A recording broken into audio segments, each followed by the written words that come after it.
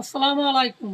আমরা সবসময় আপনাদেরকে খামারে পরিষ্কার পরিপাটি করে সবসময় আমরা ভিডিও দিই। আর এই ভিডিও দেখে আমরা মনে করছেন যে খামার ঝকঝকে টকটকে।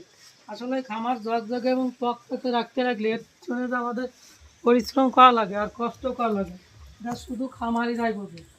আজকে সকাল থেকে আমাদের এখানে প্রচুর পরিমাণ বৃষ্টি, আর বৃষ্টি হওয়ার কারণে আমাদের কাজে মানে দ্বিগুণ হয়ে গেছে।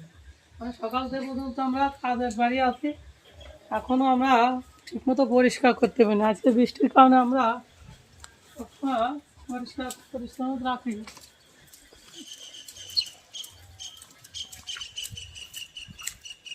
আজকে বৃষ্টির কারণে আমরা আমাদের পরিষ্কার কাজটা একটু লেট করতেছি, মানে বাইরে আসলে কাজ করতে পারতেছি। আমাদের ভিতরে কাজ হচ্ছে আজকে আমরা পরিষ্কার করে প্রতিদিনের মতো খাবার দিই, অথচ আজকে আমরা পরিষ্কার আগে গরুর খাবার দিয়ে শেষ